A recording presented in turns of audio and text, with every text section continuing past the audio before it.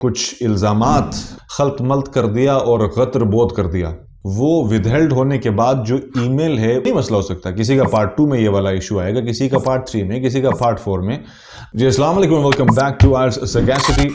बड़े अरसे बाद एक मतलब फिर ऑक्सफोर्ड की अपडेट के साथ हाजिर हूँ और बहुत सारे स्टूडेंट्स के इस बीच में कुछ कंसर्न्स थे जिनको मैंने फर्दन एड्रेस करने की कोशिश की है। कुछ मेरे से मिस भी हो गए होंगे, so I am sorry for that. मैंने अपनी पूरी कोशिश की कि जिसको मैं रिप्लाई कर सकूं उनको मैं करूं, सो मैंने किया। अभी जिस मसले को लेके सारे स्टूडेंट्स परेशान हैं, बहुत सारे स्टूडेंट्स परेशान हैं, उसके ऊपर बात करता हूं। अल्हम्दुलिल्लाह पिछले जो 3 से 4 महीने का अरसा रहा ये बहुत ही ज़बरदस्त था और सितंबर इनटेक में भी अल्हम्दुलिल्लाह बहुत ज़बरदस्त किस्म के रिजल्ट्स आए हैं स्टूडेंट्स के। लेकिन कुछ स्टूडेंट्स हमेशा स्ट्रगल करते हैं, जाहिर है कि उनकी इंग्लिश वीक है तो उनके साथ कुछ मसले हैं।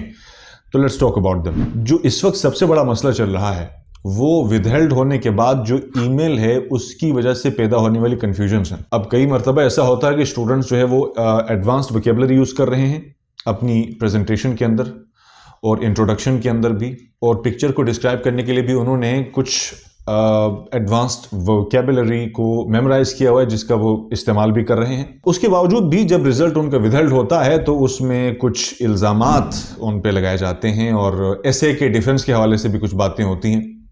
वो इल्ज़ामात ये हैं कि प्रेजेंटेशन के ऊपर भी, एसे में भी, पिक्चर में भी, उसमें कुछ स्क्रीनशॉट्स में यहाँ पे लगा रहा हूँ साथ में जिसको आप देख भी सकते हैं। I think more than 1 email की टेम्पलेट्स बनी हुई हैं जो विदहेल्ड होने के बाद किसी भी स्टूडेंट को भेजी जाएंगी, जिसमें कॉमन जो सबसे बड़ा मसला है वो है कि आपकी वोकैबुलरी वो बहुत सिंपल थी जबकि एसे में आपकी वोकैबुलरी एडवांस्ड थी। अच्छा, ये इल्ज़ाम तब भी लगेगा जब एसे में वोकैबुलरी एडवांस्ड ना हो, तब भी ये ऑब्जेक्शन आनी है जब ये वाला ईमेल आए। इस वक्त की जो अपडेट चल रही है, इस वक्त के जो हालात चल रहे हैं। एंड जो दूसरा मसला है इसके अंदर एसे के डिफेंस के हवाले से स्टूडेंट कहते हैं कि I know my essay inside out. मुझे अच्छी तरह से पता है कि मैंने क्या लिखा था या जिसने भी लिखा था क्या लिखा था, और उसको मैंने 10 दिन, 15 दिन, 1 हफ्ता अच्छे से प्रिपेयर किया, डिफेंड करने के लिए अपनी प्रिपरेशन की, मीनिंग याद की, सिनोनिम्स याद किए, हर जुमले को एक्सप्लेन करना मुझे आता था। एंड आई नो कि मैंने अच्छे से एक्सप्लेन किया है, मुझे सब कुछ पता था। उसके बावजूद वो कह रहे हैं कि आपने क्वेश्चन को मिसअंडरस्टैंड किया और वेग आंसर्स दिए। वेग से मुराद मबहम आंसर्स हैं, यानी जिनसे अबहम पैदा हो, वाज़े आंसर नहीं थे। या फिर वो इल्ज़ाम लगता है कि आपने अच्छा डेवलप नहीं किया। ये इल्ज़ाम तब भी लगता है जब आपने आंसर को बहुत ही ज़्यादा एक्सप्लेन किया हो तब भी। यानी आसान अल्फाज में ये ईमेल मिसलीडिंग है। यानी ये ईमेल तब भेजी जाती है जब उनको यकीन आता है या उनको ये डाउट होता है, दोनों सूरतों में, कि you didn't take the test yourself, कि आपने खुद ये नहीं अटेम्प्ट किया लिसनिंग, रीडिंग, राइटिंग में कोई पार्ट, या फिर स्पीकिंग में भी अगर उनको लगता है कि आप मदद ले रहे हैं। तो जैसे माजी में हुआ करता था कुछ जगहों पे कि वो बहुत ही क्लियरली बताया करते थे कि आपने ये गलती की है, वो अब नहीं बताते। अब इसमें कुछ और भी चीज़ें हैं जो इंटरेस्टिंग है, जो मैं आपको बताना चाहूँगा। हाउ वुड यू नो, आपको कैसे पता चलेगा कि ये ईमेल टेम्पलेट ईमेल है जो सबको भेजी जाती है, और यानी एक्चुअल में जो ईमेल के अंदर जो इल्ज़ामात मेरे पे लगाए गए हैं वो मसला मेरे में नहीं है। हाउ वुड यू नो, पता कैसे चलेगा? पता ऐसे चलेगा कि उसके अंदर, उस ईमेल के अंदर आपके प्रेजेंटेशन या एसे में से जो आपने पार्ट 3 में डिफेंड किया, या जो पार्ट 4 में आपने जो पिक्चर डिस्क्रिप्शन की और उसके बाद आइडियाज़ के ऊपर राय दी अपनी, उनमें से किसी एक भी पार्ट का कोई जुमला, कोई लफ्ज़, कोई फ्रेज, कोई क्लॉज, कोई सेंटेंस उन्होंने आपकी उस रिपोर्ट में लिखा ही नहीं होगा। यानी विदहेल्ड होने वाली जो ईमेल है उसमें वो लिखा ही नहीं होगा कि ये मसला है।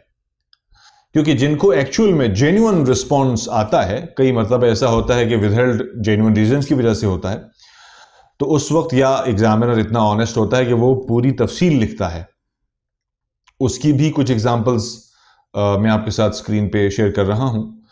तो ऑल्दो इट्स अ रिस्क, तो उसमें ये होता है कि कोई फ्रेज उठाया, कोई क्लॉज, कोई सेंटेंस, कोई लफ्ज़ जो आपने मिस प्रोनाउंस किया, उसकी एग्जाम्पल दी गई कि यहां पे आपने मसला किया, ये लफ्ज़ आपने गलत पढ़ा, यहां पे आपकी ग्रामर ख़राब थी, या यहां पे आपके इंटोनेशन को हमने अननेचुरल पाया। अगर उस तरह की कोई एग्जाम्पल नहीं है और एक टेम्पलेट ईमेल है जिसमें कोई पता नहीं चल रहा कि एक्चुअल में आपका है कि नहीं, सबको वही ईमेल्स आती हैं टेम्पलेट्स वाली, तो उनमें से किसी भी बात के ऊपर ध्यान मत दो, बल्कि एक्चुअल में सोचो कि कहाँ पे आपसे झोल हुई है, कहाँ पे आके आपने ये फ़र्क वाजे किया कि ऐसे की इंग्लिश कोई और है और स्पीकिंग की इंग्लिश बिल्कुल ही अलग लेवल पे है, या फिर वो कौन सी जगह है, या मुमकिन है कि आप किसी मोबाइल फ़ोन को किसी जगह पे सामने लगा के किसी स्क्रीन से पढ़ रहे थे और वहाँ पे आपका इंटोनेशन बहुत वाज़े था, या वहाँ पे पोल्यूशन लिखा हुआ था, आपने पॉपुलेशन पढ़ा और बिल्कुल अल्फाज को खल्त मल्त कर दिया और गत्र बोध कर दिया। जब उनको आइडिया हो जाता है कि you are not completely independent in taking this test, तो फिर इस तरह की कोई भी ईमेल आ सकती है। तो इस तरह की ईमेल्स को लेकर अपने आप को परेशान मत करें, सिर्फ वो देखें कि कहाँ पे आके आप अननेचुरल हुए हैं। बाकी फर्दन अगर आपको इन पर्सन ऑब्जेक्टिव फीडबैक चाहिए कि मेरा एक्चुअल में मसला क्या है, आप हमारे पास आ सकते हैं। हमारे इदारे का नंबर भी यहाँ पे मैं दे रहा हूँ, उसके अलावा यहाँ पे हम एड्रेस भी मैं लिख रहा हूँ। आप हमें विजिट कर सकते हैं, कॉन्टैक्ट करके आप टाइम शेड्यूल करके आप आ जाइएगा, तो मैं इन पर्सन आपसे बात करके आपको बताऊँगा कि क्या इशू है। समटाइम्स एक स्टूडेंट को लग रहा होता है कि बहुत अच्छा मैं परफॉर्म कर रहा हूँ, बहुत अच्छा कर रहा हूँ, चाहे वो खुद स्पीकिंग कर रहा हो या फिर वो किसी स्क्रिप्ट से या स्क्रीन से पढ़ रहा हो। हर सूरत में मसला स्टूडेंट को अक्सर नहीं पता चल रहा होता, वो नहीं आइडेंटिफाई कर रहा होता। जैसे एक छोटी सी मिसाल है कि कई मतलब स्टूडेंट्स को लगता है कि वो फ्लुएंट बोल रहे हैं तो बहुत अच्छा बोल रहे हैं। बेसिकली ऐसी वजह से भी आपका रिजल्ट विदल्ट हो सकता है कि आपने लफ्ज़ रेस्टोरेंट को रेस्टोरेंट पढ़ा, या फुटबॉल को फुटबॉल पढ़ा, या आई डोंट थिंक सो को आई डोंट थिंक सो पढ़ा, या फिर डिफरेंस को डिफरेंस पढ़ा।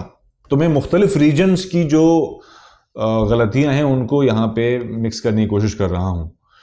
तो इसके अलावा भी और बड़ी वजूहत हो सकती हैं। ग्रामर का हो सकता है, मुमकिन है कि तलफ़ुज़ भी सारा सही है, ग्रामर भी सही है, इंटोनेशन पैटर्न सही नहीं है।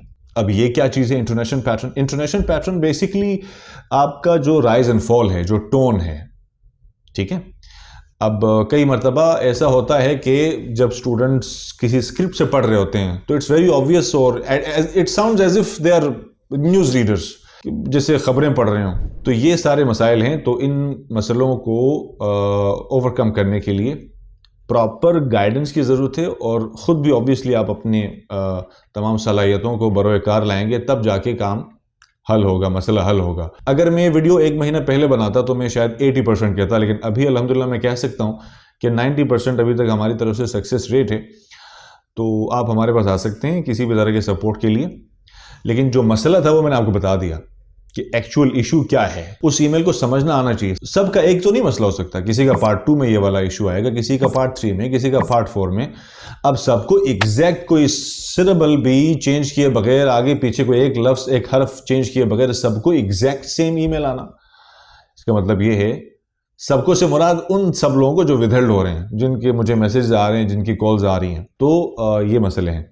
दूसरा, कुछ जगह हैं जैसे फैसलाबाद है, लाहौर है, जहां पे आप जाके टेस्ट देते हैं, तो कहीं कभी भी किसी ऐसी जगह पे मत जाना जो आपको टाइम न दें। जो आपको टाइम देने से मुराद है कि कम से कम 1 घंटे का भी सेशन होना चाहिए एक बंदे के साथ। वो सेशन जरूरी नहीं कि मतलब कहीं पे कोई यूनिफॉर्म पहन के कोई टीचर और स्टूडेंट बैठे हों, मतलब बैठ के उस स्टूडेंट के साथ गुफ्तगू अगर 1 घंटे की भी, सपोज 20 मिनट एक दिन, 20 मिनट अगले दिन, 20 मिनट अगले दिन हो, तब भी चलेगा। आधा घंटा चलेगा, 1 घंटा भी चलेगा, समझने के लिए इतना। लेकिन कोई अगर आपको इतना भी नहीं समझा रहा और बिल्कुल ही आपको बस लिसनिंग रीडिंग के बाद अल्लाह हाफिज, bye, good bye, all the best, और कुछ चैट जीपीटी से निकाला वो कंटेंट आपको भेज के अपनी जिम्मेदारी से सुबकदोश हो रहे हैं, तो ऐसी जगह पे ना जाइए, क्योंकि उससे आपका क्या कहते हैं, बॉडी काउंट नहीं होता जैसे किलर्स का, बिल्कुल उसी तरह से आपका अटेम्प्ट काउंट बढ़ता जाएगा, टेस्ट काउंट बढ़ता जाएगा। तो इसीलिए आपसे गुजारिश है कि सोच समझ के कहीं से भी टेस्ट कीजिएगा। बाकी कुछ मजीद अपडेट्स के साथ इंशाल्लाह जल्द हाजिर होऊंगा। All the best.